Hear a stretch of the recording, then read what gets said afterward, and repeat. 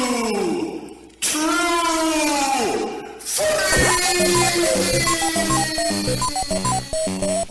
better get out of it before Harrison fucking crashes into a mountain with his plane one of these days. Good evening, folks, or morning, or afternoon, whenever the hell you're listening to this. We're not picky.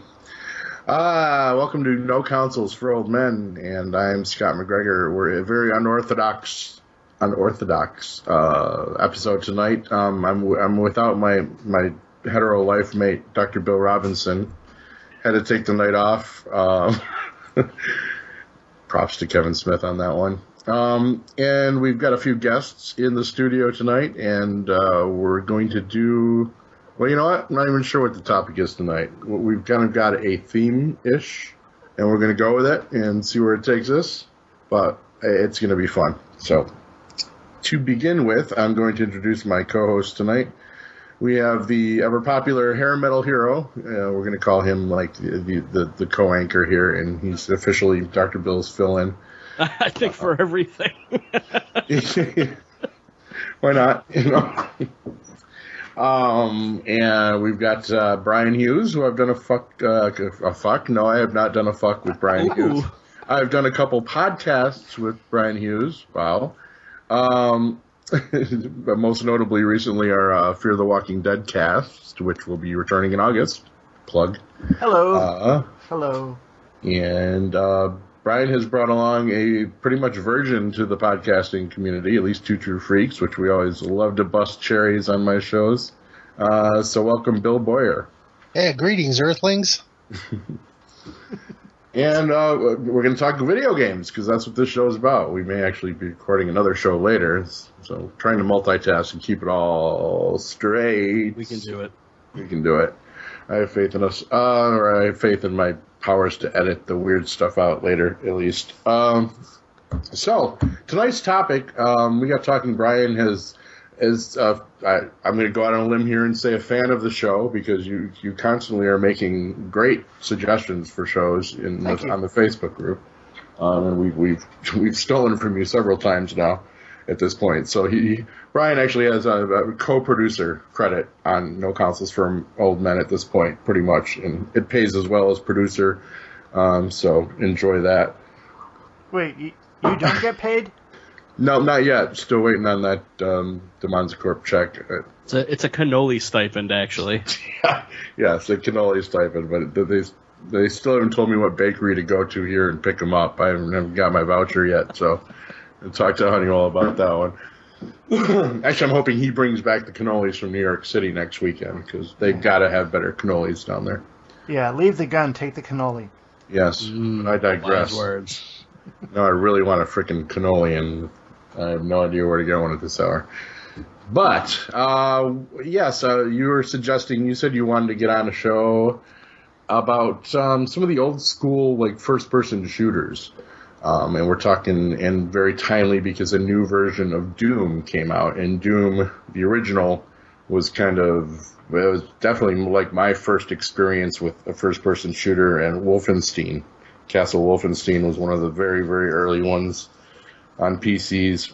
And so I think we'll talk a little bit about the history of shooters like that. And you guys are old school, like Quake and Doom players. And we're going to kind of fold that topic into also talking about kind of online playing experiences like LAN parties, which for those of you that don't know, what does LAN mean? You tech guys, technically. Local area network. Right, there we go. And I do know that. I don't know why I blanked on it for a second, but thanks for picking up the slack, hero.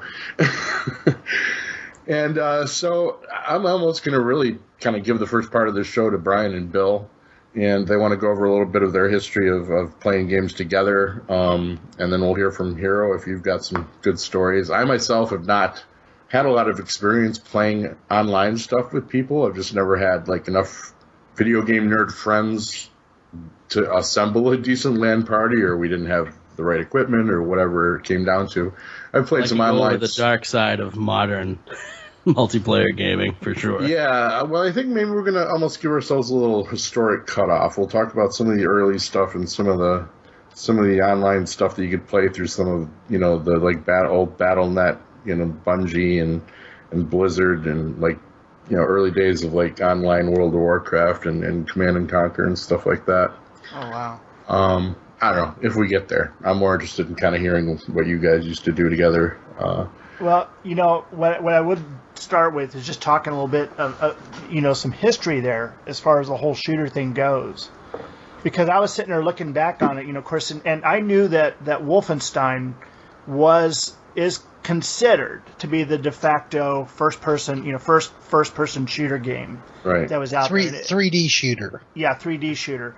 Now the thing was, there was an earlier Wolfenstein game, earlier Castle Wolfenstein game, done by a completely different company. I remember seeing it back in 1982 being played on my band director's Apple. I think it was an Apple II or Apple IIe. So years later, when Wolfenstein came out, I thought, okay, wow, they put out another one, and it was different. Of course, I played it a little bit, but I was just kind of like not quite there yet, And then the company, called id Software, not ID, but id as in kid, and it was a whole play on the id and ego and all that. As I found out about the name, they put out Doom and Wolfenstein before that as shareware, where you could, get a copy of it online and play it, and it would only take you so far. Right. And then if you wanted to play the rest of it, you'd have to pay to get it, which was, it was something that was done a little bit, but I think they capitalized on it more than anybody else at the time. They got 15 million downloads, and you had over 20 million players around the world playing this game. It's the most installed software of all time, I believe, the shareware.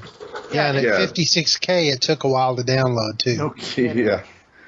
But that was very big for a lot of games. A lot of games jumped on that bandwagon in the early days of the internet and stuff, that they would give you, your demo levels and then click through here and have your credit card ready for the full version. Yeah. In 1994, I got a job working at a tech company, AST Computers, and I worked my way up the chain as much as I could in the time that I had. And I don't know if this was before or after Bill joined us at AST, and you'll have to remind me, Bill. It was Memorial Day 1995 when it all came to a really big head. No, I hired in about 96, so okay, I missed that. You missed that. Memorial Day 1995 was one of those days where they scheduled everybody to work like it was a normal day, but no calls were coming in to support whatsoever. And I did laptop support at that time. And business portables. Yeah, business portables, excuse me. Yeah, I was going to say, did we even have laptops way back then? They were mostly boat anchors and things like that. I mean, our company, the company of AST, they, at that point, had also bought Grid Systems. Now, Grid was like a government resource computer maker in the 80s. They actually put in the grid case computers that went up in the Shuttle Challenger and other space shuttles, magnesium cased, real hard-bodied, real durable and rugged. And they, when the Challenger went up, they actually recovered the computer from the ocean, and it still worked. That's how tough these things were. AST, acquired Grid amongst many other things they did, but they were making the Premium Exec, which was an early business laptop, and that was one that we were supporting there. But they started developing some higher tech stuff then. 386 and 486 laptops were what was out at the time, and I was supporting those systems. That Memorial Day, though, like I said, nobody was calling in because it was the business portables line. It wasn't like your consumer line, because there really wasn't consumer line laptops just yet. And so we're all sitting there, about 100 of us, maybe not quite that many, but all sitting there just doing nothing. And someone got a copy of Doom and put it out on a share, and so everybody started pulling it down. And we found that on the Aspect phone switch, we could network up to 4 phones into a conference and network 4 computers into the game and play it. And this was unheard of, in a home computer environment. Nobody had ever networked all their computers together and played a game online at all. Mm-hmm. So we're all having this great time. Of course, we got our headsets on. We're sitting there playing the game, and it's like, being in Aliens or whatever. And I remember, one person comes up, okay, I got the shotgun. Another one says, I've got, the machine gun. What do you have? And one guy goes, I've got this. And everybody turns to look at him in the game and see that he has a rocket launcher. And of course, someone says, "Do not fire that in here," because if you had, it would have killed all of us, just like that scene in True Lies. Yeah. So we're sitting there doing it, and everybody else starts doing it. Brought down the network, and it was pretty fun. But it didn't matter because no calls came in at all that day. We didn't miss any customers as far as it goes. It was since known as the Memorial Day Doom Tournament. And I'll let Bill come in on that part right there because he liked to use those games to test things. Yeah, well, you have to remember back then, nothing had built-in network capability. Right. On a laptop, you had a PCMCIA card that plugged in for any modem or network connection, and of course you had to have a card in the desktop computer. So it was a big deal, and invariably somebody would say, "Hey, this card doesn't work, blah, blah, blah, can't do this."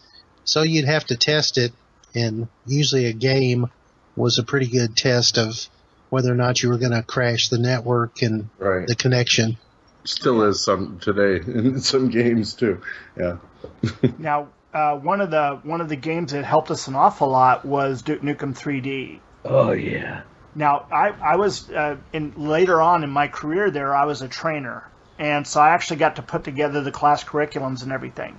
And we had to do a networking class. Now, you get a bunch of techs in a room, and if you just going to give them a bunch of facts and everything for them to write down and study, it's not going to help a whole lot. But you give them a goal, and they will, build a bridge. Mm. So what I did was, okay, guys, here is how we're going to set up the network. Now, this class is 2 hours long. As soon as you guys get the network built, I've got a copy of Duke Nukem 3D on the server. You guys can play it for the remainder of the class. They had that network up in 20 minutes. Every time. It's positive reinforcement at its best right there. Yep. Yeah. And my favorite quote from Duke Nukem is, much better. Oh yeah. If you remember Flush the where... toilet. Yeah. Oh yeah. Yeah, that was one of that one took some chances even early on as far as testing the boundaries of good taste. Good taste, maybe. Yeah. Well, you could tip the strippers and Good they would taste flash you. Oh yes. Yeah. Oh yes. Yeah, but going back to Doom though, Doom was the seminal game though. That was the one that really opened up all the floodgates, not just for first-person shooters, but for modifications. Is what back then they called those WADs.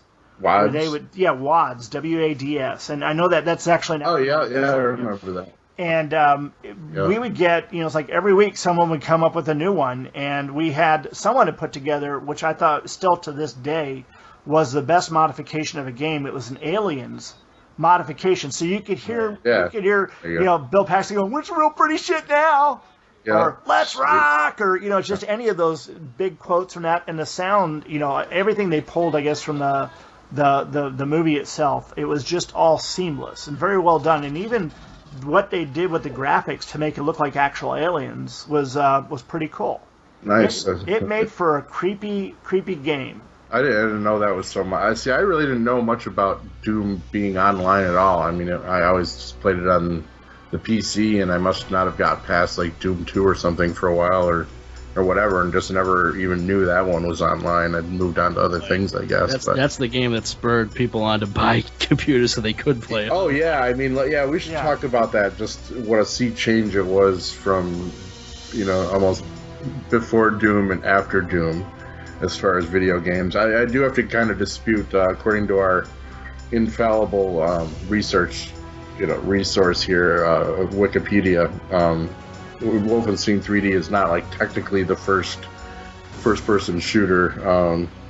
They're saying stuff like Maze War and Spasm. Yeah, there's a couple basically of stuff made for the DoD, combat simulators and stuff, and Space Flight Simulator. And I remember this one very well, but Battlezone in the arcades was that was a vector graphics game. Yeah, but I mean that was kind of technically one of the first 3D things out there like that too, where you were basically first person. Technically, none of those games are 3D though. Yeah, no, that's the Battlezone illusion was. of 3D. Was it? Yeah. There were certain arcade versions that you could play on the thing with the scope, where it appeared to be more 3D than Yeah. I mean, because Wolfenstein and Doom are it's all sprites. Yeah. There's no Well, those were the first two that you had, you were like doing this 3D shit in color, and you were looking at walls that looked like walls, even with, the graphics, the graphics back then, it was all subjective context. It's like that looked so real to me back then when I first saw Doom. It was just like, oh yeah, I'm sure my jaw was on the floor and I was drooling on my feet. It's just like, what has happened here? And I'd play the thing and I'd suck horribly at it, but it's like, it was like such a drug. That was one of the first games that really nailed it home to me that it's like, oh my god, it's like this thing affects my heartbeat and my adrenaline levels and my endorphins, and like, this is freaking awesome. But see, Doom gave us something. Monopoly else, just never did this to me. I don't know, But Doom gave us something else in there too that we really hadn't gotten in other games, and that was the cheat codes. Oh, yeah. Because you remember you could type in God or whatever to get all the weapons, and you could sit there and. Which back then you had to go find in like magazines and bulletin boards if you knew how to even get on a freaking bulletin board. Oh yes, we did. Well, civilians like me, I wasn't in the tech world like you guys, so I was just absorbing the little bits and pieces I could find. We were actually notorious on using a 300 baud modem on a Commodore 64. I think I alienated half the people in the Metroplex that were getting onto the bulletin boards around there. I didn't intend to, but somehow, some way, tend to rub the people the wrong way. I don't really remember much about Doom. I kind of went from Wolfenstein, I got into other text adventure games, that kind of thing, and then all of a sudden they came out with this CD, Quake. They sold it at 7-Eleven for $10. Oh, yeah. You got to play the first, 2 levels for free? I think on Quake, it was like the first 2 levels, and then after that you had to buy to get further. But you could actually, if you got that CD, didn't it have the whole game on it, and you just had to get the license code to unlock it? Yeah, and it had Hexen and a bunch of other stuff on it too, full versions. Hexen and Heretic. Yeah. And they actually were creating a third one. What was that, Hectocomb? That they were making in that, but they just the sales on now Hexen was the sequel to Heretic, right? Yeah, I think you're right. And Hectocomb was going to be the third one, but they never did that. And that was just basically kind of like your Dungeons and Dragons versions of the first-person shooters. Doom, it was Doom with swords and spells. Yeah, so. It reminded me of Ozzy Osbourne running around. Yeah, and then of course Ed. The guys from id, they had an office in Mesquite, and it was just one of those cube offices and everything.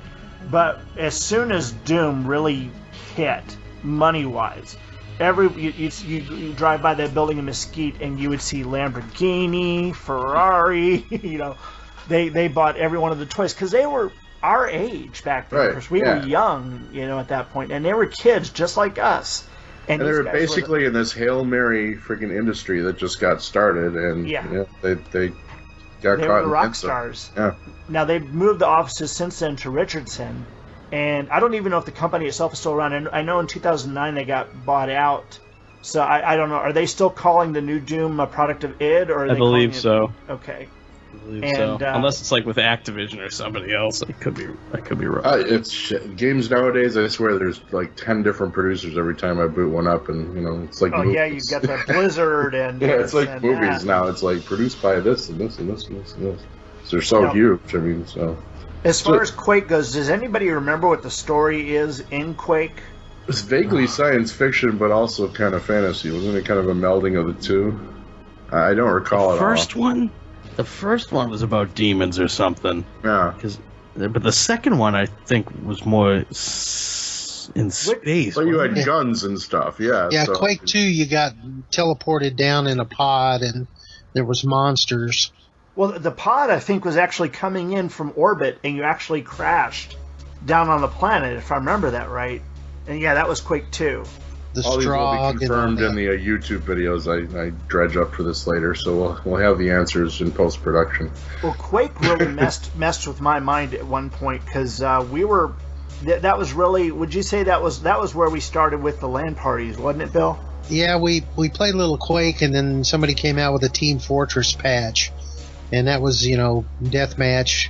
Yeah, capture the flag, and that kind of. And when that came out, and you could play different classes, that was the game changer there for like the LAN party, because I suck at just straight on competition, one person, one on one kind of thing.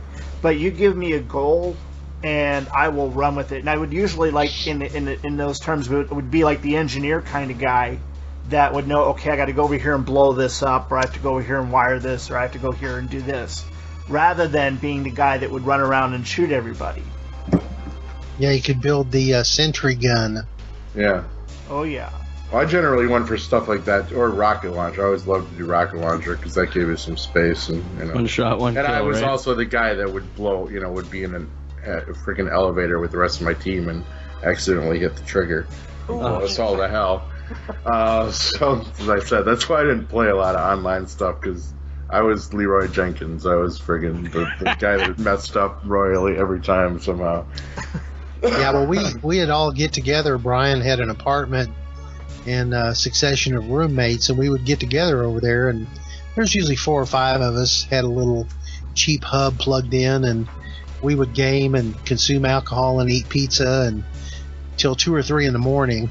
Yeah. And it kind of grew from there. It was pretty insane.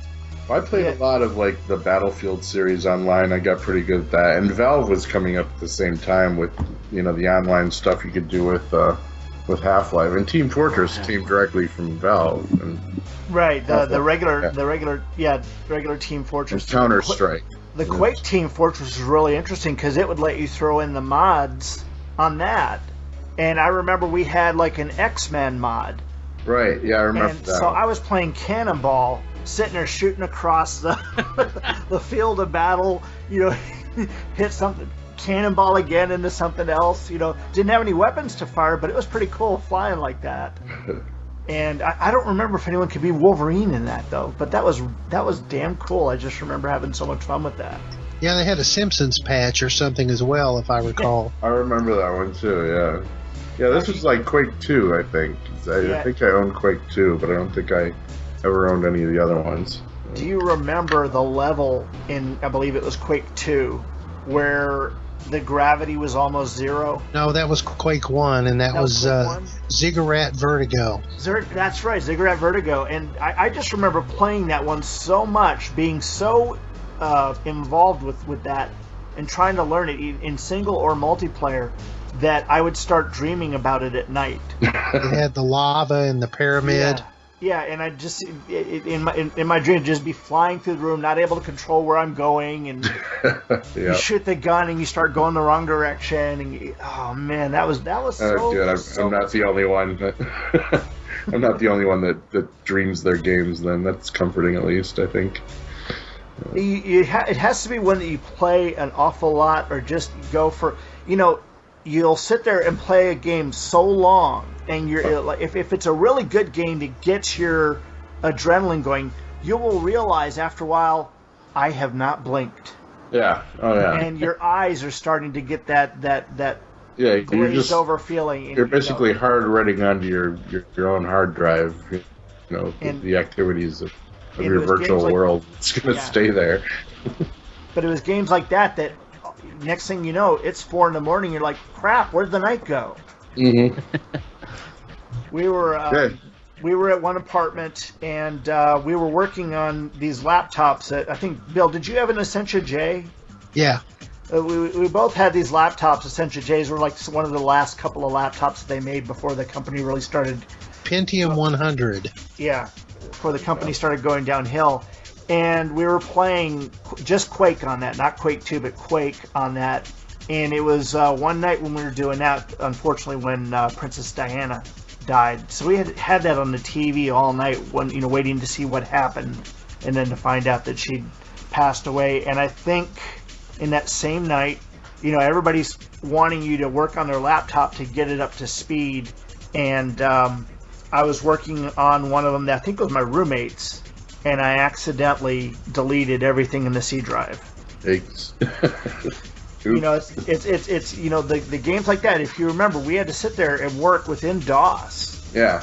To make sure that we had enough upper memory to play the games. And you had to sit there and work around on the config sys and the system. What was the other file? What was the other file, Bill? Config sys and... You had to ask me. Yeah, I know, because I'm like, all of a sudden it's config sys. It's not system.dat. But No. there were two files that you had to sit there and go through and mess with your upper memory in order to be able to get the game to play. And I was actually, back at that time, pretty decent at configuring upper memory. I could usually, free up for anybody to get them the upper memory to play most games. And so that's where I wind up sitting there messing around on their computers. And just one time, I did the wrong thing at the wrong time and deleted everything in the root of C. I gotta say that it's very cool that I actually have people with tech understanding on this show finally, instead of the usual mooks like me and Dr. Bill who are just like, make us toys to play. So very, very cool that you guys are giving us a little Star Trek techno babble here. So a lot of it's just going over my head, but Yeah, I so sit here and it was the autoexec.bat. See, yeah, I'll tell you right now. I recognize that reference. So Yeah, I I'm understand that sniffing rosemary leaves right now to help my memory. And the moment I took my first... Is that my problem? Am I sniffing the wrong leaves? Is that why my Maybe. memory is going away? Coca leaf doesn't help, Scott. Yeah. But yeah, the autoexec.bat and the config sys. And I mean, we've gone, ages beyond that kind of work and what we do. I mean, now you can get pretty much any game loaded up and it'll run. Yeah. And it just either runs faster or slower depending upon your resources. or it runs really fast and you can't play it. Yeah. Well, that was another problem we had back then, is that, in the 80s, when they first started building like the XTs and such, I had an 8088, which is, what was that, 8 megahertz? 4.77.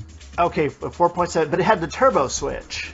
And anyway, there was a game that I had on that, and it was kind of like you were controlling like the Pacific Fleet, and you could sit there and look at everything from each ship or helicopter or whatever. But it was a real-time game. It was a real-time game, and if you took it and you put it on a 386, it would go so fast you would die, like that.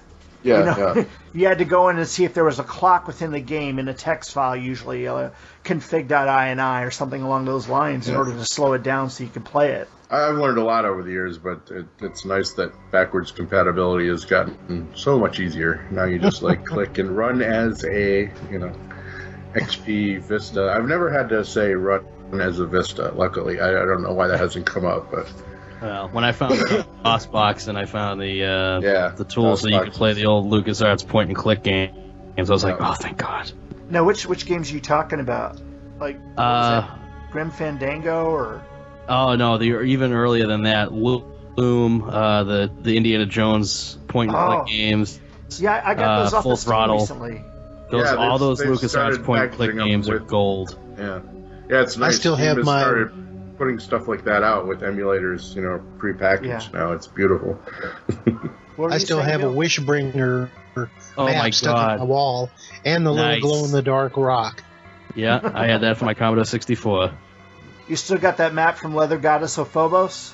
I think I still have the whole thing It's with the I'll scratch have you, and sniff have to have book. you guys on for that show too, because we're going to do a whole show about just like the lost art of game packaging, man, that you just don't get with digital downloads. The maps and the manuals, and oh god, there used to be some beautiful stuff made. Yeah, but there was also the torturous stuff too. Yeah, Remember Star Trek: The 25th Anniversary game? Yep. yeah, that freaking map. Yeah, thank No, you, not even the map. 19 discs. All right. yeah, that's And it. the I had thing the is, it's CD like- version. Oh, I hate you. It was so good. No, put in disc 3, put in disc 4, Yeah. put in disc 5, put in disc 4, put in disc 5, put in disc 4, put in disc 5, put in disc... And this would go on for hours. Yeah. Maybe that was a copy protection thing. That was a big game for the time. Yeah, it was. And that was a brilliant game, too. Oh, yeah. Absolutely. I played The first time I heard da-da-da-da, da-da-da-da, da-da-da-da, That's da-da-da-da. on Steam now too, both that and the sequel to it. Is it the 25th anniversary? Is it the full audio version? Yeah. Yeah, Oh, yeah, I might have to get that. yeah, right. I think it is on Steam. Yeah, they both are, I think. But, like Bill was saying, then the LAN parties started, and we had a couple small ones that were at my apartment, but then I got into a house, and then it was on. And what was it you were saying, Bill, about, because you were telling me earlier about a lot of stuff on that. Oh, well, we started playing more and more games, different variety. And, of course, you needed a better video card, a faster computer. So we went from laptops to desktops, and people were dragging big monitors in. And pretty soon, we had consumed a whole big living room. And it would get so hot in there, middle of winter, you'd have all the windows open, and you'd still be sweating. We had cords running down the hall to the bedrooms because we kept shutting the breakers off. We had 22 machines at one time hooked up networked. Oh my God! Wow. We were playing Wolfenstein Enemy Territory, which is a wonderful multiplayer game, so you can be the Axis or the Allies. And we had so many people playing there. One guy got so excited he started shouting orders in German. Oh, Jesus. Did he know German before playing the game? Because that would be kind of scary if he just kind of all of a sudden got possessed by maybe he had a stroke. No, this is a friend of mine, and I've talked about him on other shows. Kevin Topham, Kevin Topham, who he does incredible impressions of what's his name from? He does a great Bane from Batman, but he also does what's the guy from James Bond, bald with the scar? Blofeld. He does an amazing Blofeld, but he does German if he needs to. He does a good Hannibal Lecter when needed to. Very, very talented fellow. And yeah, he was the one that was actually shouting orders in German that night. Of course, Bill is going on, and you can continue on about that, the technical part, because like you guys saw, in the 90s, it was the games that led the boom on increasing your RAM, increasing your processor, upgrading everything. The games just caused everybody to do that. Yeah. And not everybody was keeping up. And then of course there was, as we were getting into the age of the internet, the age of malware, and the age of viruses, there was a lot of trouble with that. And you want to get a bunch of people on your network playing, and they're bringing their own computer. Yeah, it's a grab bag of you don't know what is going to happen. So the first several hours were always just getting everybody into a position to be able to get on. And what I think Bill had a story or two in setting up somebody's laptop or desktop, Bill. Yeah, so you'd have to go in and you try to install it, and it would say, oh, you don't have enough resources. So you'd ask them, is there stuff you want to get rid of? Yeah, I got this on there. You can delete this, or you might have to clean it up and do some other. So I'm working on this laptop trying to get the game to install, and there's not enough hard drive space. And the guy says, oh, I've got some pictures on there. You can just go ahead and delete them. God.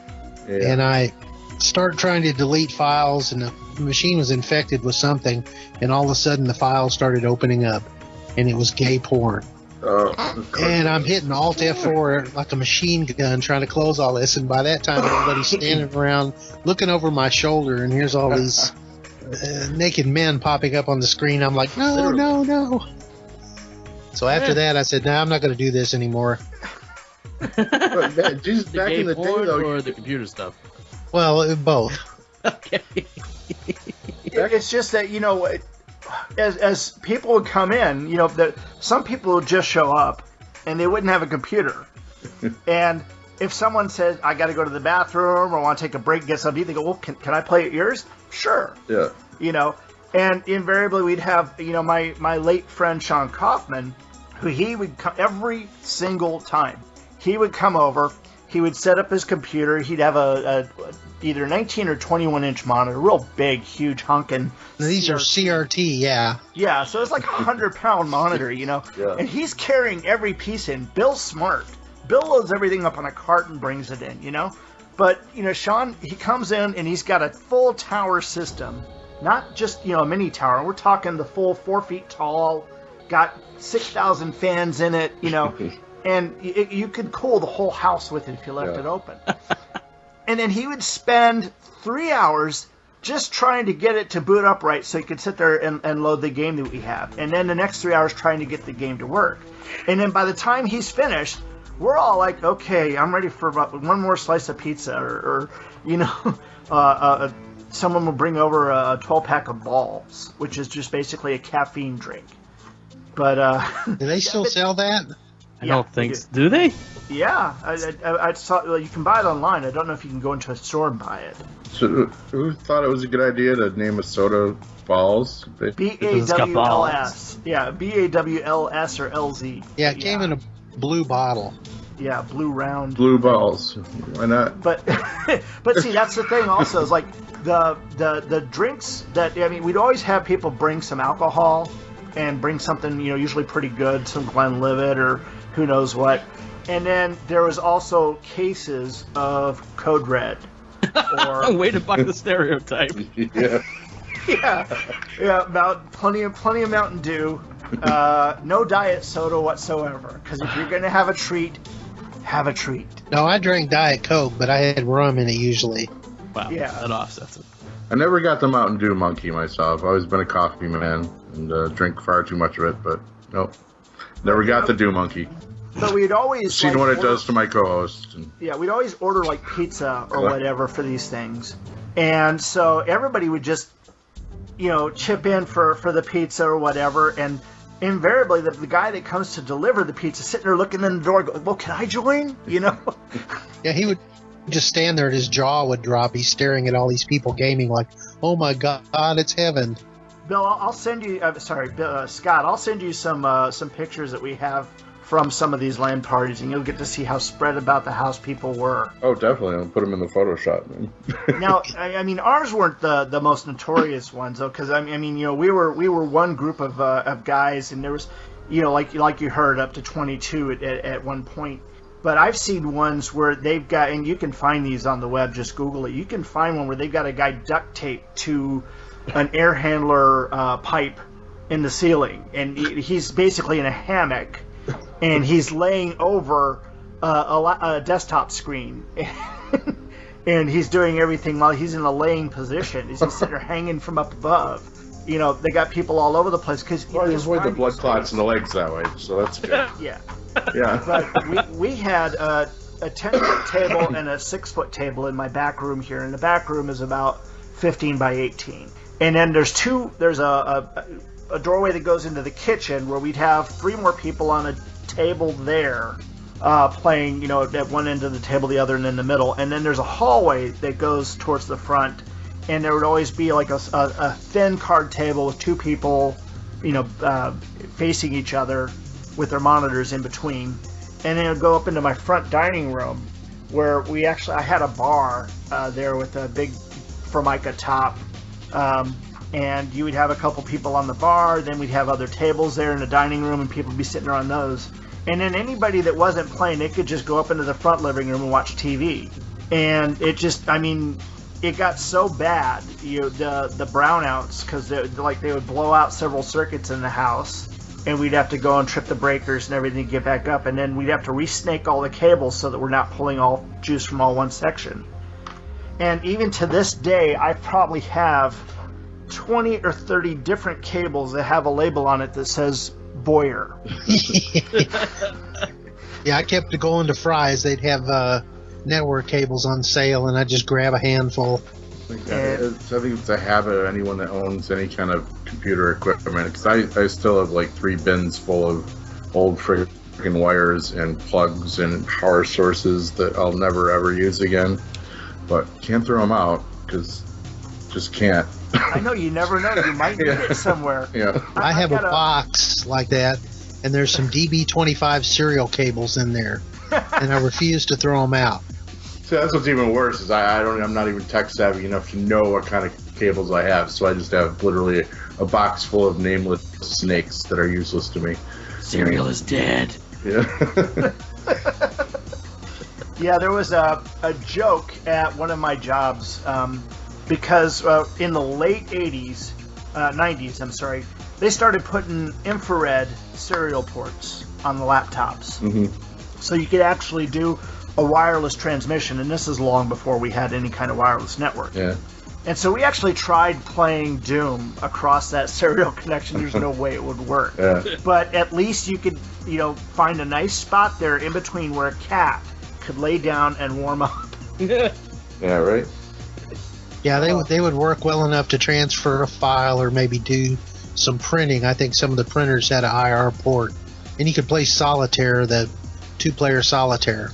See, I missed out on so much. I clearly hung with the wrong group of friends, because I had a lot of friends too, but none of them were into video games like I was. They all just wanted me to go and drink things and smoke stuff. And well, this was actually I could never get a LAN party going. I always wanted to. But before LAN parties was really a really cool part of life for all of us in my circle of friends, in that several friends had gotten hired on at AST, and then one of them, Sean Kaufman, who I've talked about several times, he got me hired on there, and I helped Bill get hired on there.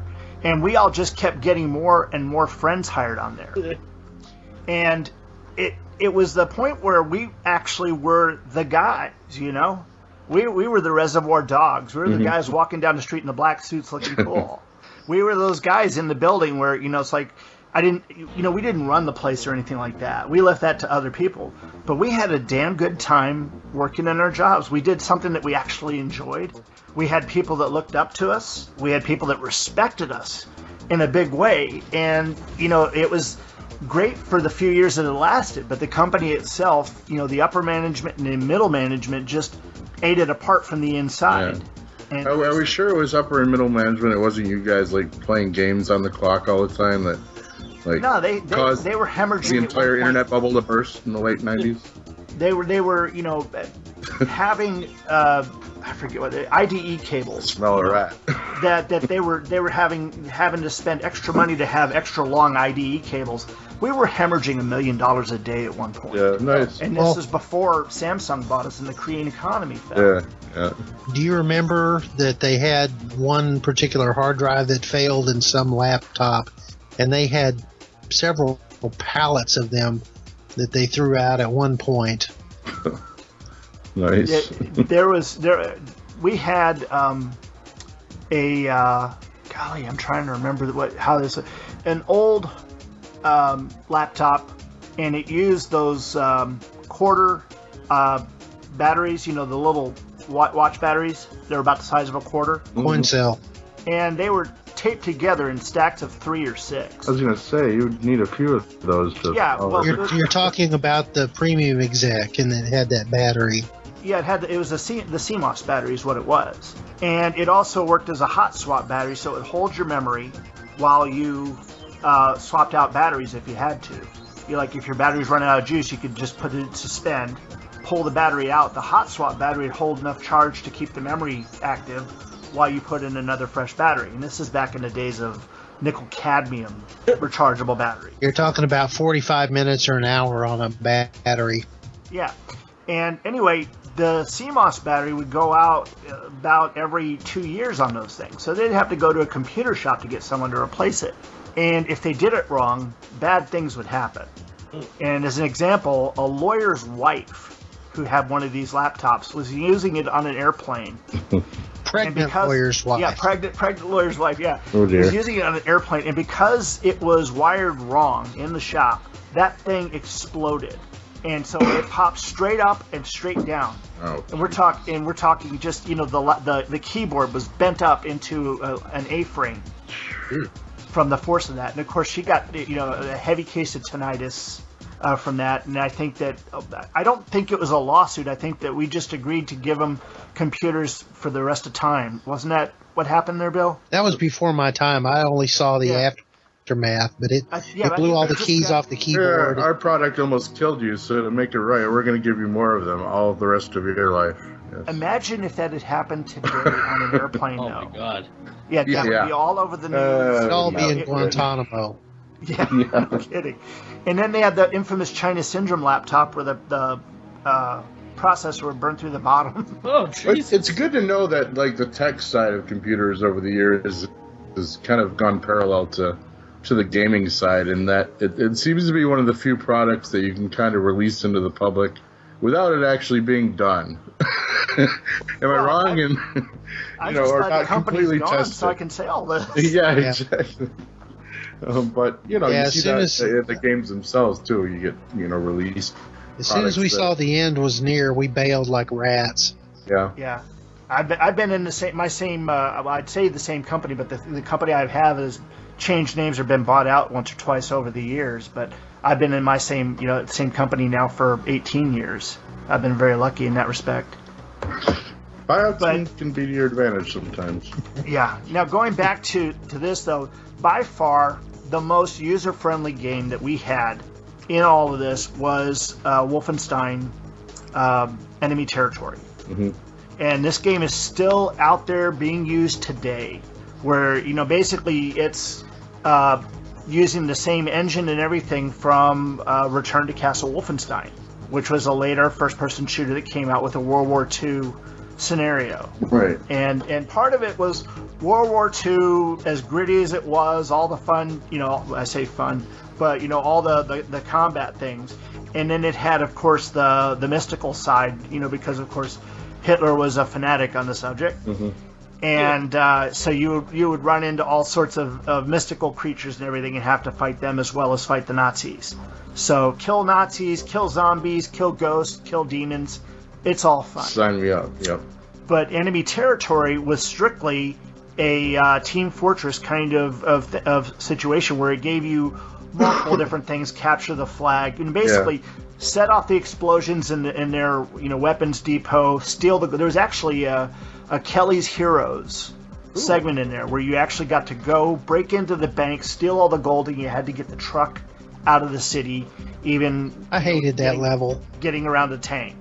I really hated that level. I love that. It's my favorite out of all of them. Now, one of the first online, it was a Valve mod of Half-Life, I think, and it was maybe like Day. Yeah, I played Team Fortress, but Day of Defeat, I think it was.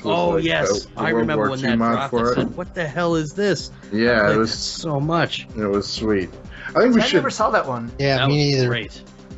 We should all talk a little bit about what was our first online gaming experience, like the bare minimum, the first one. I can remember when I was in college in 1990.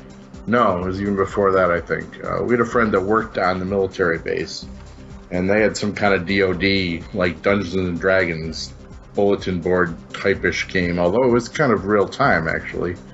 So that was, I don't even know what it was called. There's probably a technical name for it, but it was, that was like my first introduction to the concept that it's like there are other people playing this game with me. It was just so astounding to me at the time because, before that we had, if you wanted to play a game with another person, you had to sit next to them in the same room on the same console. Yeah. Sharing controllers and stuff. Maybe you were playing Pong or, something like that, but this was you can actually make decisions with your team and make stuff happen. Had you ever played Net Wars or heard of Net Wars? Yeah, I heard of it. I never delved into that because I said I was hobbled a lot by I never had the money for high-end computers or up till a certain point. Eventually I did, or really fast internet. I didn't even know what to. I was using whatever internet I was able to beg my parents to get for a while anyway, and whatever I could afford out on my own, which wasn't much.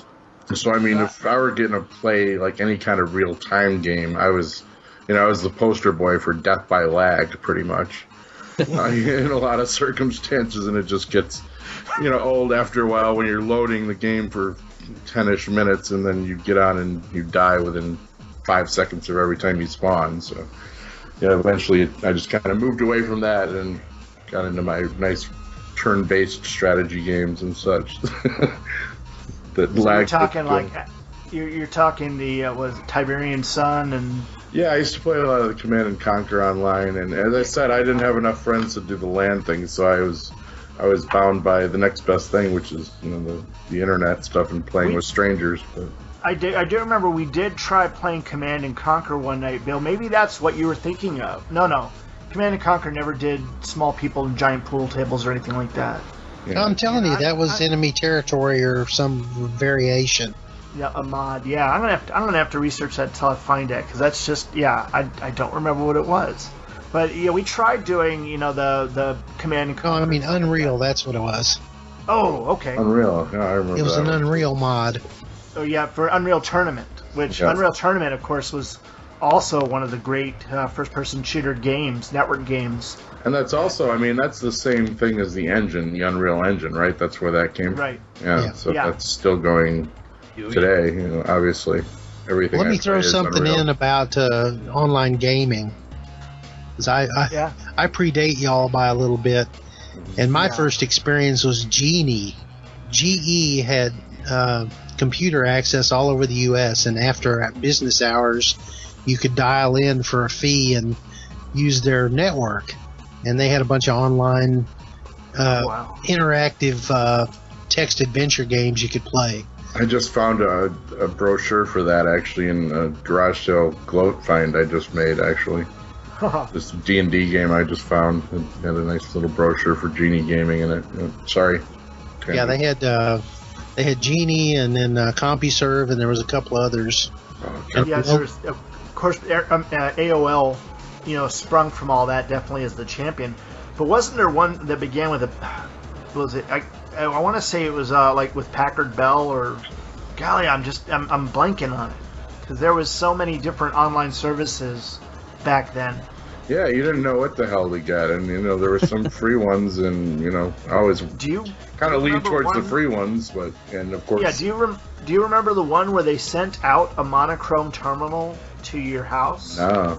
You could connect it to the phone line and get into chat. It was basically just about getting in chat rooms with people. Yeah. And getting out there to meet people. I remember they had a web TV for a while too. Yeah.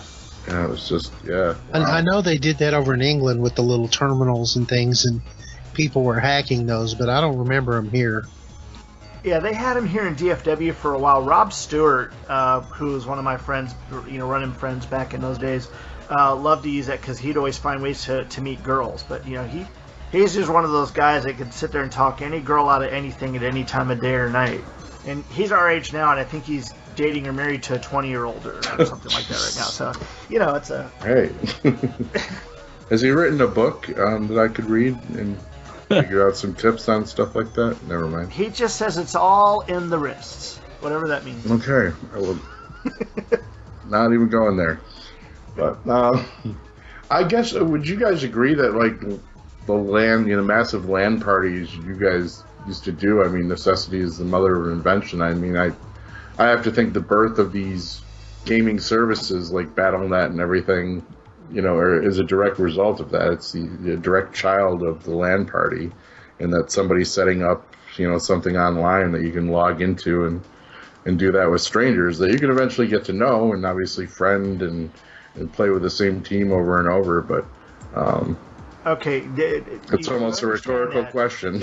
Yeah, well, you understand that. You understand that really well. Can you explain something to me? Mm-hmm. Probably not. Minecraft. Okay?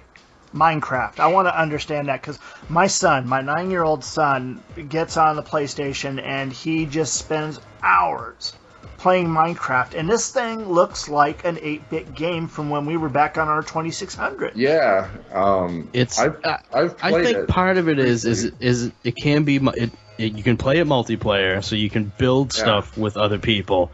Yeah. I think it's digital Legos, and I think that's why kids like it. Yeah. Oh, okay. I think it's a really good thing for kids. I mean, I think it's a good learning. Maybe that's our problem, Brian, is the Legos we played with didn't have wheels and figures. Well, they didn't have zombies attacking you at night either, which adds a whole other level to things.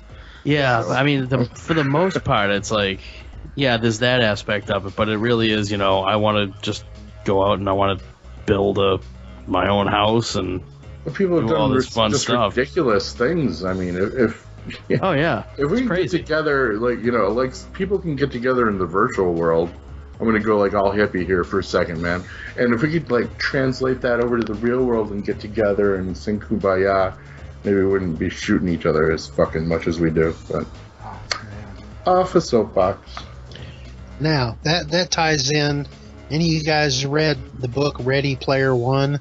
I have not, but since Spielberg's making a movie out of it, I'm going to have to do. Yeah, I've actually been ordered by Demonza Corp. Me and Bill need to actually read that book and review. I'm putting this out here now, Dr. Bill, as like written in blood that we have to do this, that we have to read it and review it before the fucking movie comes out. Because I hope we're a the video movie- game show and we should do that. I hope the movie does the book justice. Yeah, so do I. I hear it's dripping with 80s nostalgia, and that's pretty much Spielberg's soul. I hope it handles it better than Pixels did. I haven't seen that, but I had high hopes for it, but I heard it's horrible. So I liked it, but I liked it because of how it mocked Billy Mitchell so much. Okay, maybe I have to see it now. Yeah, if you just hate Billy Mitchell, yeah, you got to go see that. You got to see Pixels. Okay. Bill, do you know who Billy Mitchell is? Got no clue. There's a documentary out, and I think it's on Netflix called King of Kong, Fistful of Quarters, and it's about these guys trying to get the highest score ever on Donkey Kong. Yeah.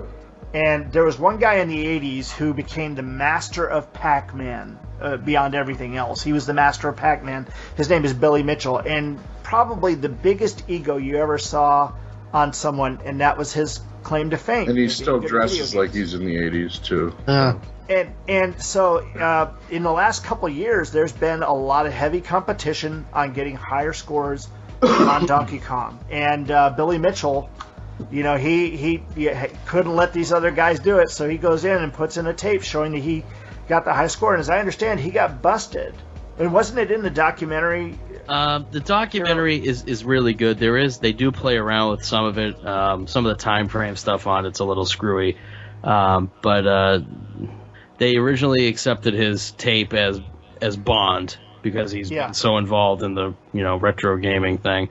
But eventually, they do call it back. The two guys that they focus the story on, they do end up having, I think the other guy ends up taking it. I can't remember, but it has gone actually back and forth several times since then. Well, you know who is actually right now the leader on the Donkey Kong? Is the guy that was walking around the arcade telling everybody the kill screen's coming. Remember that geek? Oh, yeah. But anyway. It's good to have goals. Yeah, but the movie makes fun of Billy Mitchell, and so it gets my full support just for that. It does a lot of things for a lot of the old arcade games, and what's his name from Game of Thrones? Dinklage. Yeah. Yeah. Peter Dinklage is hilarious in that movie, and he is basically playing Billy Mitchell. Nice. So, yeah. Anyway, moving on. We were talking about... I side-railed us with that. No, as long as we're sidetracked on movies, I have a story to tell on Brian. Oh, no. All right. Go ahead. Okay. So, Brian and his other Star Trek followers had a deal going with people that worked at the movie theater, so we got to see stuff before it opened. Yeah. And we had this group of people that would all go see different movies and whatnot the night before they opened. Now, sometimes it was a good movie. Sometimes it was Space Camp. Yeah. Hey, I like, Camp. I was 2 hours of my life I will never get back. So anyway, this wasn't one of those nights. We went to a regular theater that was full of people to see Army of Darkness. Awesome. So we're doing, and I know y'all have seen it. And so all these guys are Trekkies, and I'm in my mid-50s, and Brian and his friends are about 5-6 years younger. And so anyway, we're sitting there, and they get to the part where he's got to get the book, and he's got to say the phrase that pays to take the book. And they mention the phrase, and Sean and I die laughing. And Brian looks over at us. Nobody else in the theater's laughing but the two of us. And Brian has no clue. Hey, we're dropping out a lot. Are you guys hearing it drop? A little bit. Okay. Yeah, a little, not too bad, though. Yeah, but you know what he says, right? Klaatu Varata Nikto. Nikto, yeah. I had never seen The Day the Earth Stood Still. Brian, they used to show that like once a week, and any kid that was ever sick from school saw it. Yeah, I'd seen it before I saw it. I was always waiting for War of the Gargantuas and Attack of the Mole People. Right, yeah. Or the Mushroom People. Day of the Triffids. The Day of the Triffids. Yes. Dark Shadows. And what's funny is that I knew that Michael Rennie was in it, but I knew that because of the song in Rocky Horror Picture Show. Oh man. Now, The toast. as far to Jim Jones and Kool-Aid. Yeah. Jesus. Did we mention we're a bit irreverent? Oh, good. That's the only way to be. If you're under like 35 and listening to this podcast, you're already done. You know, no way. You better start Googling now. I'm 36. I'm getting all the references. Oh, all right. That's cool. But going back to Doom, You're hipper than your years, man. Going back to the movies, though, there's aside from Ready Player One that's getting ready to come out, there's a Spielberg movie coming out called BFG. Yeah. Now, are y'all thinking the same thing? Totally. As soon of course. The day I first saw that announcement, I'm like, new Doom movie? What? Yeah. Yeah, because in Doom you had the BFG, which was big Fucking gun. 2000. And so every time I hear about the Spielberg movie, BFG, I'm like, that's what I'm thinking. Now I find out it's a kid's story. Yeah. Well, that reference predates Doom by quite a bit. I but bet that shows you our gamer mindset. That's where every time I see it, that's where my brain goes. Totally. Yeah. Well, and Taco Bueno has a big freaking taco. I need to get to Seriously. Texas, apparently. I need a big freaking taco. Definitely. And one thing that we haven't talked about in all of this, and it was, one or series of games that we did play on the LAN parties, was the Star Wars Jedi Knight games. Right, yeah, I got to play some online. Yeah, Now, they had great mods, Yes. great levels that you could sit there and download. And to this day, one of my favorite moments, I was playing my friend Kevin Topham, and we were on the gantry in Empire Strikes Back. We're in the Cloud City. Yes, and we're I in the remember that gantry. mod. And I'm playing Luke, he's playing Vader, and I actually pulled the Obi-Wan jump from one side of the gantry to the other. I flipped over him and chopped him in half. Nice. My finest moment. Nice. I don't remember all that much. I remember, man, I don't know. I remember you could choose you could have full force powers and shit, and yeah, it was sweet. And I was never very good at it at all. Again, lag death most of the time, but at least I'm going to blame it on lag death and not my general incompetence at games that I love. I usually sucked pretty bad at the games, but there was one night that we played that game, and I had the right mixture of caffeine and alcohol, and I would just kick an ass, and I was The right amount of impressed. grease on the joystick. I think that's really the genesis of my out of control game buying habit, is that I'm so bad at most of them. I just keep buying them to finally find the one that I can beat, and I should have learned long ago that I'm just not meant to play video games. And they used to sell the cheat books before we had the They still internet. do. You had I don't cheat- know why. And you had the invisible ink marker that you colored the glue in with to read it. Mm-hmm. See, I always tried my hardest to avoid, and I even put away games that I'll finish because I just kind of refuse to cross that line with them. But I have to see all the cutscenes at least. Now, in our LAN party situation ended pretty much about just over 10 years ago. Stop I the got married 10 years conversation ago. cold. What? Well, Ladies and gentlemen. are you guys hearing me at all? I think there's a correlation. Yeah. You're not. Okay. It's a little frustrating on everybody's end. Well, for me it was cutting out, so I thought you guys didn't even hear what I said, and you guys cut out again. Can you hear me? No, you're have to- clear on We my heard end, about at least. the party. I hear you. I can hear you, Brian. Yeah, I'm Okay. here. We're trying. No, but what I was saying is about 10 years ago. About 10 years ago is when I got married, and my stepson Michael D joined our gaming group for the LAN parties, and he could snipe anybody. It was the everybody in our group was just like, oh man, no, he's not playing, because he would just go snipe. Even people Yeah. on the same team. And he was he just showed everybody how bad we are at gaming. He was a real gamer. I got We're pretty good at some of the military battlefield games and stuff I've played online. I got pretty good at survivability after a while, just kind of running around and not doing much and following the better players. That's always a good tip, is just find the really good players and stay right behind them and watch their six and rack up or an assist for a kill every now and then. I think the finest moment for me, and funny, one of the funnier ones, was one year we had a LAN party, and several of the guys got together and said, "Brian, we got this for you," and they gave me my own action figure. Aww. And it was a G.I. Joe engineer, and it had my name up on the top, on the helmet. Nice. And it was pretty cool. Because whenever we were doing enemy territory, I was always playing the engineer because I like blowing stuff up. And then the next year, we had a LAN party, and one of the guys walks up and he goes, "Hey, Brian, how do you like that action figure?" Because I had it right up here on my mantle, right next to my desk. I said, "Love it." He goes, "Well, have you looked at it?" And I said, "Well, I've looked at it." And he goes, "No, have you taken his clothes off?" And I said, "No, I'm not that guy." And I'm like, "What are you talking about?" So he opens up the shirt on the guy, and there is a red and white polka dotted bikini top on it, or bra. And I'm like, "What did you guys do?" And he goes, "Yeah, it's got a whole bra and panties on this thing." And I'm just like, I button it back up, I put it away, I'm not looking at it. The next year, he comes up again, "So, did you take the bra and panties off?" I said, "No, I'm not that guy either." To this day, I've got it over up in a case we have up there, and if you unbutton it, you'll see bra and panties on it. And you're still not taking the bra and panties off yet? No, I am not that guy. See, you know there's a surprise waiting under there, so curiosity would have killed me by now. Maybe he's like Action Man, all plastic pants and trademark.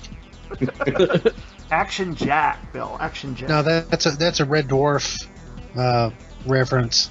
I had a question for you guys. When you guys did like the LAN party, did the old games keep track of any kind of stats or anything? Not really, no. So I mean, did you ever like do your own little leaderboards and ladders and stuff like that? Well, the games did it for you on a per game basis. See, I remember I used to play a game called Myth, which was real-time strategy fantasy, but it was like very 3D. You actually had 3D landscapes, and you could use terrain to your advantage. And it had an online service through, I think, Battle.net or Bungie or so. It was a Bungie game, I think. So I think it was Battle.net, but it had a voluntary ladder system. Like, so if you challenged somebody to a match, I played quite a few on here, and you won, you basically had to like email each other and log into the website and claim that you won, and the other person had to confirm it. Yeah, it's like this is like ancient days, kids, and of course every now and then you'd find a douchebag that would refuse to to acknowledge that you beat them, and but one of my proudest moments was finally getting on that leaderboard and somebody acknowledging that I'd beaten them. And but now it's like nothing. You've got your online stats in the games, and the thing is the variations, I think, are the funny things. Like, when Doom came out, there was a bunch of games that came out that ran off the same engine. Yeah. Once it became available, and then as each new graphics engine came out, you would get this spawning of other games, and one of the funniest ones was Redneck Rampage. Yeah, I remember that vaguely, and I'm gonna have the Flying Bagel. I'm gonna have fun looking up the videos for that one. But. What was it with? There was like beer, and there was something else to Moon Pie. Well, the original, you had RC Cola, genuine Moon Pies, pork rinds, and beer were your health power-ups. Nice. And that was in the demo, but later it just became, some kind of pie, and they took all the brand names away. Damn it. I was gonna say it actually had RC Cola. I'm looking up images right now. But now the thing is, you could drink beer for health, but if you drank too much, you would get drunk, wouldn't you? Yeah, you had you had two gauges. You had one for health and one for alcohol. And if you got up to the alcohol deal too high, your character would not move in the direction you tried to make him go. Nice. And of course, if you're playing this in a network game, and this is also around the time that South Park was hitting it real big, you would invariably hear someone scream out, "Look out, it's coming right at us!" Yeah. Before he shot the deer.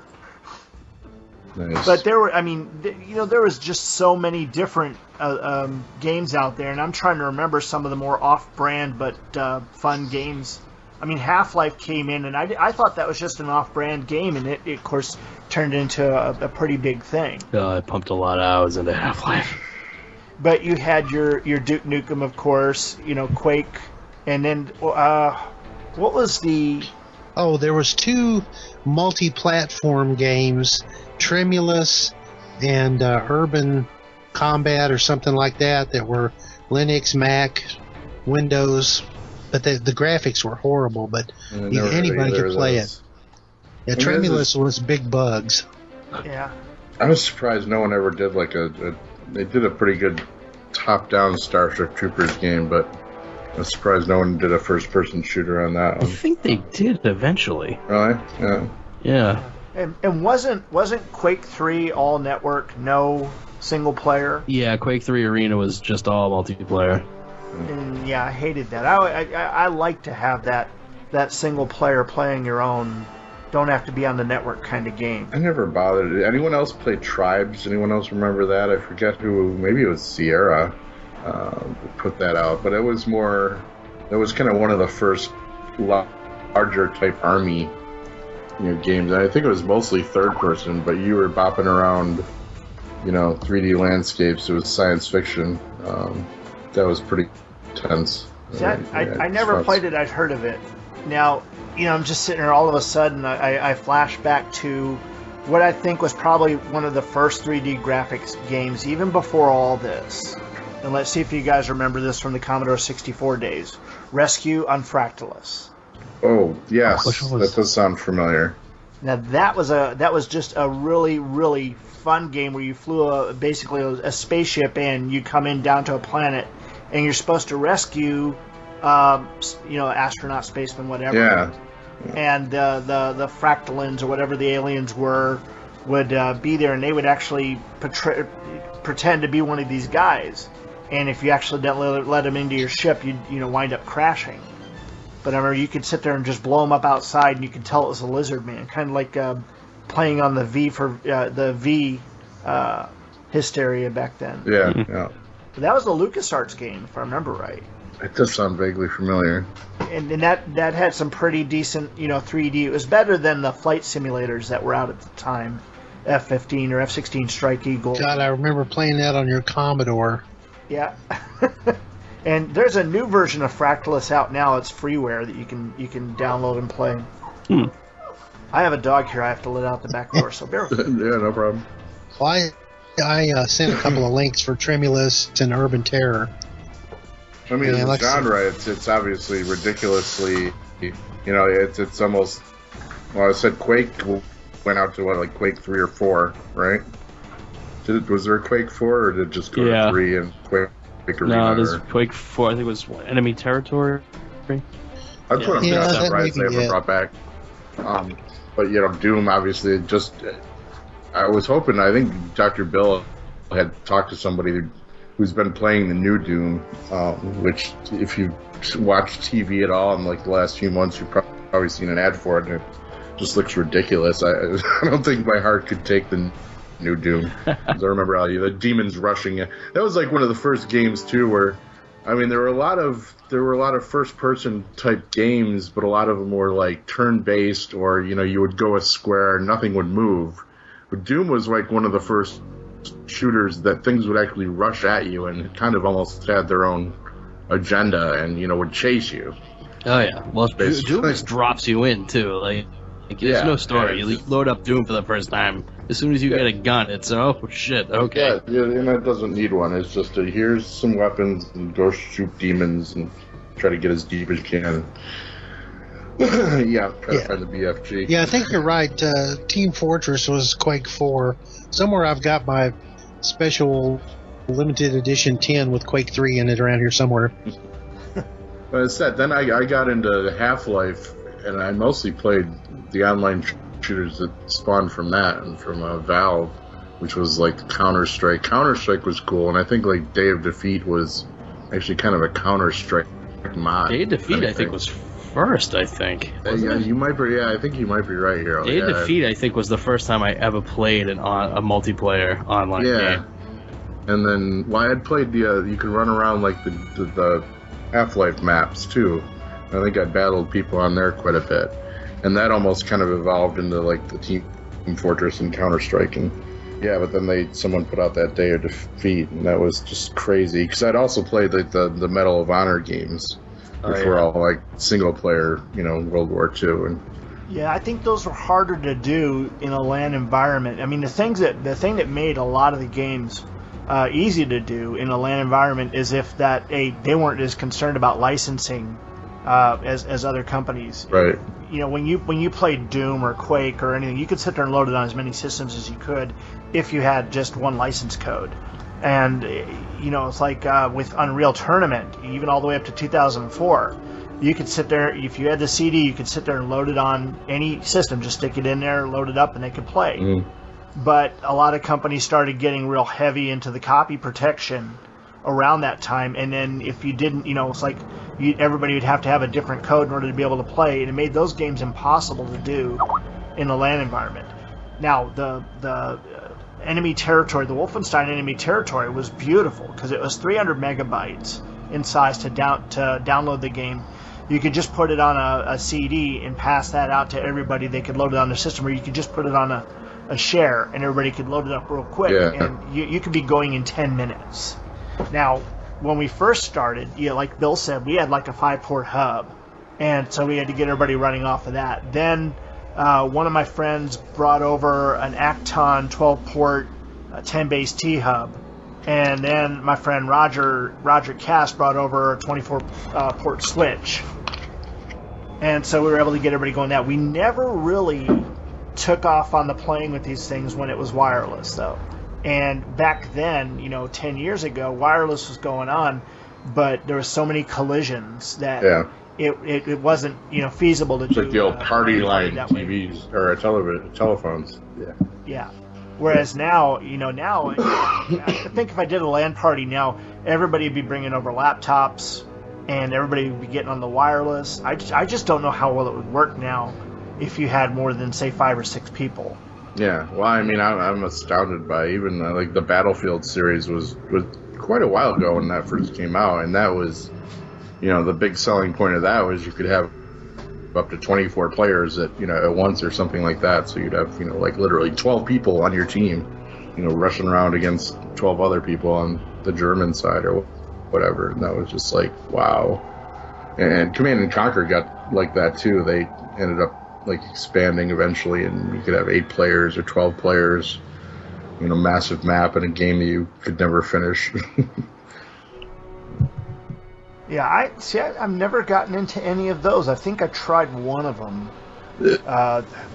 They were very heavily. I mean, I liked them because I could do reasonably well with them. Because you get killed a lot, but you spawned almost instantly, and that was kind of how the game was set up. It just you kept counting off your casualties as you respawn, and eventually one side ran out of respawns, and that's how you won the battle. So. Did you ever play the Unreal Tournament games? No, I did play like the Unreal single player stuff briefly, but no, never got in. I don't know, I had a big gap of not being online during those days apparently, so I'm sure I would have been into it. I mean, they had some of the better capture the flag type scenarios, and a lot of what you saw in Unreal Tournament is what translated over when they went to the console in Halo and other games like that. There was a lot of I guess merging of technology back then, and those are probably the more like games. And now I'm not a Halo person. I've never played Halo ever. No, me either. I feel like culturally deficient because of it, because it's fairly. I mean, seriously, it's like Halo's, almost the game edition of Superman. Everybody knows what Halo is, and I've never even touched one of them. What was that game, Brian? That was it America's Army that they were hyping on TV, and you could play, that was sponsored by the military? Yeah, I played that quite significantly, actually, Bill. Ask me anything. I jumped on that when that first came out, because first free game, fuck yeah. Online, and it was compared to what's out now, I mean, it was hardly exciting. It was more very realistic, and I guess they were actually using it to train soldiers too, and you can believe it, but it was pretty high tech for the day. And the graphics were awesome, and the physics were like second to none for the day. So that was always fun, but never did very well at that. There was like very few maps and stuff for it. I mean, the military didn't exactly pump out serious amounts of content for it, but eventually it's still going, and eventually it got some good stuff. But yeah, it was pretty cool. It was one of my first ones I stuck with for quite a while. And you had to like go through basic training. You couldn't even. It was hard to unlock later levels and actually get to a point where you were battling more than 3 or 4 people at a time. Yeah, that's what I hated about it. I'm kind of chuckling at you guys because most of what I do involves sitting and listening, doing tech support for stuff. So I learned to recognize lots of sounds, and I hear things that other people don't during conversations. So I'm cracking up with all the noises I'm hearing in the background. Yeah, well, I usually get slapped by my girlfriend for my fidgeting and noises that I'm pumping into my podcasts, but I decided a long time ago I don't really care. I'm sitting here at a microphone in my living room, and if my audience can't accept the peripheral collateral damage of that, then I don't know. Let's see, like in my job, every now and then I'll be asked to listen to a call to determine what actually happened, to see if I can understand the innocuous sounds in the background to figure out what somebody's doing, whether it's the employee or the customer or whatever in situations. So it's like that I picked up from years doing phone support with Bill and others, and it's one of the more fun aspects of the job that I do. Well, I got so good on the laptops, I could tell by the sound of the battery latch which model they had. No way. Oh, nice. And I would tell them, okay, you unlatch it, but when you turn the computer over, put your hand over the battery or you're going to drop it on your foot. And about that time, you hear it hit the floor. And they're probably sitting there thinking, does this guy have a camera into my house? How does he know it? That's a question we got from a lot of people. Really? Looking at me through the laptop. They thought that we, were watching them or something just because we knew what was going on. Only the hot ones. Yeah.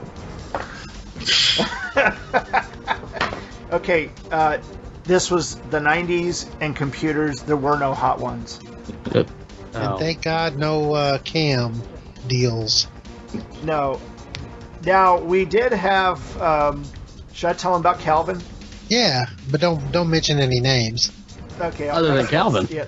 Yeah. Sorry, Calvin. Well, maybe his name was Hobbs, too. I don't know. No, it's a matter of public record as it is. But I'm trying to remember who brought in his resume. Someone had brought in a resume for this guy, and he had some really, really good tech skills.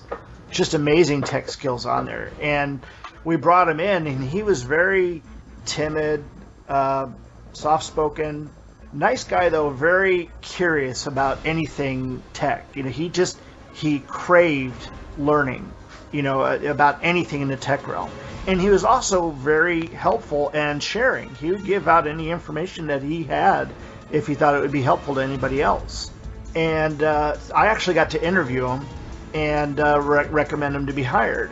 And it was like about a year after he got hired, I think, is when all this came up. Was it 1 year or 2 years, Bill? Yeah, about a year.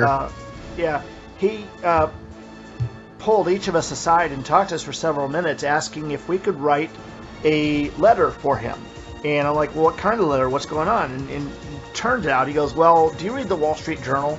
And I'm like, not regularly, no. And it turns out that the front page story was about him and several other, as they called them, a group of loners who had hacked MCI, Long Distance Company. Ooh, okay. To the tune of about $2.2 million. So they'd basically hacked them, got a bunch of long distance numbers, and they would sell them, for a discount to people. And what had happened is, even before he got hired by the company we were working at, the FBI broke down his door, came in, confiscated everything he had, and then they said, you'll hear from us. They didn't arrest him. They didn't put him up on charges, nothing. And he sat there for a while, not knowing what was going to happen and wondering if anything was going to happen. And then finally, as the story was about to break, is when he was actually having to start, be charged and go to court and everything. And he was hoping that we could write a letter of recommendation or whatever to the judge about his character. And am I missing anything there, Bill? I just uploaded a link to the story. Yeah. The thing is, it's like, he asked me if I write something. I said, I can, but I'm afraid that anything I write would actually hurt your case. Yeah. because I felt like George in Seinfeld talking about his girl trying to break out of prison. Yeah, he's really, he's really crafty. He knows a lot of tech stuff. He likes to share his information. It was really actually a tough situation, and he wound up still being able to do a tech job after that. Though, I mean, he did whatever the prescribed time and everything. And, he's a pretty good guy. And I felt bad for what happened to him. But of course, he did break the law and he did get busted. But it was really, really funny because, he was there for a while and nobody had a clue whatsoever to what had happened. He'd come here for the Lan Parties, and then he took us to a meeting of, what was the name of that club, Bill? 2600. 2600 Club in Dallas. It was basically a club of hackers. And I remember we went into Mr. Gaddy's. Was it Mr. Gaddy? No, it was some. Well, we're losing you, Bill. No, I'm still here. Okay, what was it? What was the place? Crap, I don't remember. It was at Preston and Campbell. It was a pizza place, and we're sitting there walking around in there, and there's one guy over there on one of our laptops, our company's laptops. And he's got some kind of scanner, and he's scanning cell phone numbers out of the air. Oh, shit. And this is back at a time, when cell phones were not too big, starting to get big, and being able to catch that kind of data was, really unusual. And then one guy pulled me aside, and I go, "What's going on?" He goes, "You see that guy over there by the kitchen?" I said, "Yeah, he's with the FBI." I said, "I'm leaving, thank you, goodbye." Well, they always thought Randy and I were cops or feds, because we'd pull over there in this vehicle with all these antennas on top and get out and come in. Okay, now, did you guys have... Well, you guys got cable pretty early on in New York, didn't you? Yeah. See, we didn't have cable up until, was it about 1990 or 91, I think? And before then, they didn't have regular services. They had some broadcast pay-per-view services. There's 3 companies, View, Preview, and On TV. Yeah. And my dad was like, all we have to do is just build a dish and set it out in the yard pointed towards the right thing and put it on a voltage regulator. We can catch a signal. And so he buys a Heath kit for one of these things. And Bill, what did he use to make the dish with? Well, it wasn't a Heath kit, but it was a kit. Pre-internet, you could buy these things out of the back of magazines. And we used a trash can lid for the dish. Your dad basically invented his own satellite dish to steal cable? Well, I mean, we never used it. I know it did get mounted over somebody else's house. No, I think it worked for a while, but it was pretty crappy. But yeah, there was a lot of pay-per-view adult content available. And you were actually intercepting it between the Origin and some of the hotels and things. No shit. I was always stuck watching the fuzzy version on my parents' TV, You could hear what was going on and kind of imagine it. Oh my god, I think that's a boob. Yeah. Oh, that was the best That's where part. a When boob would be you're if I waiting for could that one actually see boob, it. and it's like, yeah. It was funny. Last week we had to join a conference call, and I joined into the conference call, and it was the music that they played over those channels when they were scrambled. Nice. That light saxophone and all that. And I just walk over to my wife and I go, "You ever heard this song before?" And she goes, "Yeah, that's a scrambled cable song." So, And I said, "Okay, so women watched it too." yeah. All right. Sure. Yeah. Weren't just boobs they show in those movies. So, in retrospect, what do you think was your favorite out of all those games, though? Yeah, I was gonna say, let's go around and kind of say our favorite online playing experience, or from the early days anyway, or shooter experience. Well, aside from Doom itself, because it started everything, I still like the Wolfenstein Enemy Territory game. I will still pull that up and play that one today. I never played any of the Wolfensteins. I don't think past the first couple computer ones. I think I maybe played maybe it was Enemy Territory. I don't know. For the most part, I was without a computer for a while, so I was bound by what a friend of mine owned. So it's probably a good thing. He wasn't much into the shooters. We mostly played like the online, real-time strategy games and things like that. I didn't have the patience for those. I wanted to shoot stuff. Most of my PC gaming from, middle school and high school and college is really the LucasArts stuff. Like, I played everything that they came out with. I sunk so many hours into Dark Forces and TIE Fighter and the Jedi Knight series. You thought your name was Kyle Katarn. Pretty much. I'm bummed I never got to play like the X-Wing online with anybody. I never did like X-Wing Alliance or X-Wing versus... That was when I actually stopped playing. When I got that one, I was like, oh man, graphics have gotten so much better now. Why does this still look crappy? And I was like, all right, maybe it's time to get a console.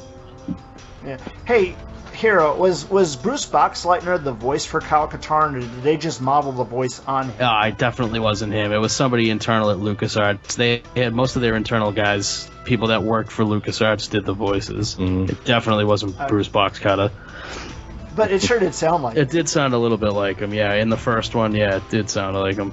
I'm sure he's probably been in a game somewhere along the line, though. Oh, yeah, he's been in games. Yeah. Definitely. Yeah, anything for the buck. Anything for the buck. Well, we'll do a whole show on just like celebrity voiceovers one of these times, because there's just... I'm still amazed by some of the big Hollywood actors that get in some of these We should just games. talk about Wing Commander 3 and 4. Right, yeah. Oh, my God. Okay, Brian, here's trivia for you. Yeah. Who was the voice of Jane Jetson? Jane Jetson? Yes. Crap. Oh my! I mean, it's Jetsons. I watched it as a kid. I probably watched all of it. The original. But man, sitting there thinking about that voice, it's just not coming up to. No. Not coming up to. The first thing I'd think of is someone like Lee Merriweather, but I doubt that. No. No. Way before that. Yeah. Who was it? Look it up. Oh, I'm looking. I thought you had it and you wanted me to look it up. Or I know what it Google is. faster. Let's see. oh man, it's gonna make me go. Oh my gosh, I can't believe Help that. is your friend. What? Help is your friend. Remember that? Yeah. Julius at AST. Oh, Julie. Oh my gosh, I had not thought. Help is your friend. Penny Singleton. We had this one guy there, and he was one of the first he's the one that trained us on Windows 95, and he had a very Southern gentleman style of speaking, and his name was Julius. And one of the funniest things, we were sitting there at a Arby's, and we're eating lunch, and Julius has got his chin, his palm under his chin, and his head is bouncing up and down, and it looks like he's counting, and I'm just like, Julius, are you counting how many times you chew? Oh, and he goes, yes, of course. I said, why is that? And he goes, well, you see, a chicken has a gizzard, and the gizzard is what chops up the food for it in his stomach. But I don't have a gizzard, so I have to chew my food 32 times. Oh, God.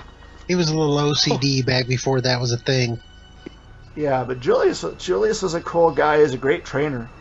I mean, he had no clue whatsoever what Windows 95 was about, and yet was still able to train us on it. Okay, Brian. Now, what was Penny Singleton known for? I know that one. Jane Jetson let me voice. see. After the Thin Man, Blondie. There you go. Oh, really? Oh, shit. Blondie. I mean, thanks IMDb. I mean, I didn't know. I had no clue whatsoever. Now, just for Bill, because I know you guys probably know this, who was the voice of E.T.? I know that one. I don't. Yeah. E.T. Phone Home. Yeah. Now, Bill, do you know who was the voice of E.T.? I don't think I've ever watched it all the way through. What? But, well, I'll give you another hint. She was also Wonder Girl on the Wonder Woman TV series. Got no clue. How do I not? Hero? It's what's her freaking name? Not Deborah Winger. Yeah. Yeah, Deborah that's Winger. right. Yeah. Wow. Urban Cowboy, Legal Eagles, all that. Fuck. Well, you guys just reminded me how old I am. What's up with it? Oh, that's kind of the title You know of what? the show, I know anyway, older isn't than it? me. Oh, All right, well, I think we beat this horse to death. possibly. But yeah, guys, that's been great. Thank you. Oh, it was a lot of fun. A lot of fun. Good, I enjoyed it. I Take It's time. interesting insight into that. I didn't understand half of what you guys were talking about, but it was very interesting. Well, That's Scott, how tell you, technically deficient I am in my life now. if you get a chance sometime, I want to record it. There's several stories I've written out. One of them is my Santa Claus story. It's called Santa Doesn't Have Kung Fu Grip. His wife's on it.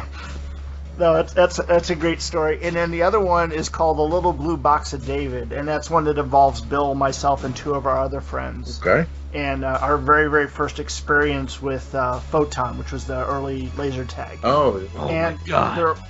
they're all out on my notes section in Facebook. So if you go out there, there's several stories out there, really, really fun stuff.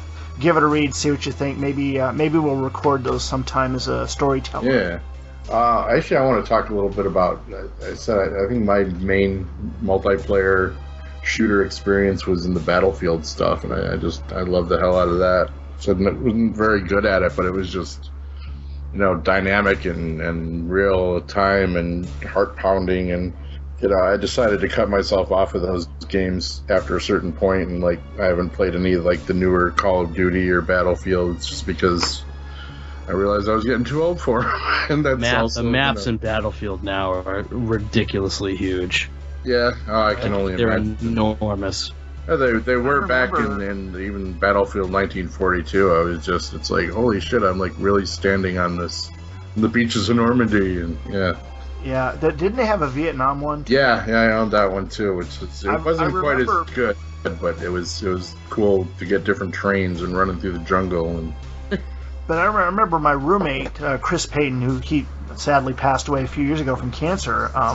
He would sit there and play that one, and he would always have his Zune or whatever it was playing MP3s, playing, of all things, just straight Johnny Cash. nice. The entire time he's sitting there playing that, and it got so depressing sometimes. 'Cause it wasn't like any of the upbeat tunes or anything. It was just all sad and depressing. So I never had any interest in playing it. Anyway, but that's kind of cutting off on me. You guys are cutting out right now. I still I hear know, I can hear you. We can hear you. Okay, Yeah. I can hear you guys now. Anyway, that's all I I was got. about to say the Battlefield Vietnam they actually spent some money on music rights for that one. I had some Stones and some Who and some really good old rock tunes to play along with. So that was neat. That's got to be better than 9 Inch Nails and Reverend Horton That's Heat right. and whatnot.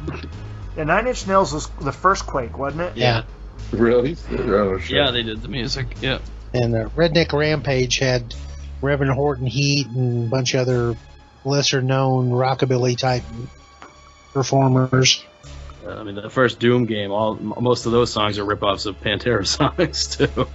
Really? I did not Yeah. know Well, they were local, so it's quite possible. that. Did you all see the Doom movie with The Rock?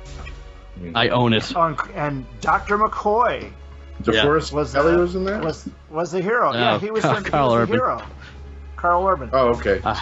I was so amped for that. It was so disappointing. It's the premise lent itself to just being a crazy bug nuts action movie, and it was slow and plodding, and Well, didn't yeah, really but feel like I Doom never until the watched last the 20 whole minutes. thing. I never watched the whole thing. But, You're not missing much. Yeah. Well, it's like... Yeah, there was one really good line in the movie, and he didn't even get to finish it. I can't die. I'm the star. I mean, he didn't say I'm the star, but that's what you figured was coming out of his mouth. No, it Yeah, shouldn't it be was too difficult. They'll remake it eventually. Hopefully, The Rock will still be young enough to handle The it. Rock is going to live forever. I'm Bambi. Oh, yeah. His appearance on Saturday Night Live was genius. I haven't watched Saturday Night Live since the 90s. You're also not missing. Either, yeah. Though the best skit to come off that show ever was one that I found on Hulu, and it was Alec Baldwin and the Wee Boys. Have you seen that? No, I don't think No. so. You've got to find that skit and watch it. It is one of the funniest things I've ever seen. Basically, it's the sons are playing a game on the Wii, and you have to shake the controller. Oh, no. Yeah, I can see where that might go. Yeah, hilarious. Yeah, let your mom do it. She's going to be a pro at this. Jesus. I think we'll leave that visual for the end of the Yeah. show. But thanks again, guys. Appreciate it, and we'll have you on whenever you like. Oh, absolutely. I'll give you some other suggestions here pretty soon when something comes to mind. Sounds good. And it said once we go legit, we'll give you that official co-producer paycheck.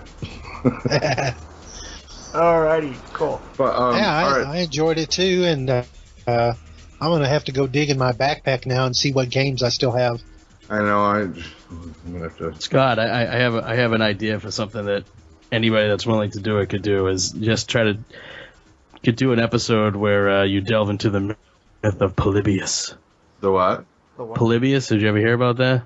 No Counsels for Old Men is exclusive to the Two True Freaks Internet Radio Network. It is produced by Scott McGregor and David Walker. You can reach us at nocounselsforoldmen@yahoo.com. All comments, questions, suggestions, and criticisms are welcome and will be read on the podcast. Thanks again for joining us, and don't forget, if you shop Amazon.com, why don't you do it from the link on our main page at twotruefreaks.com. The No Consoles for Old Men show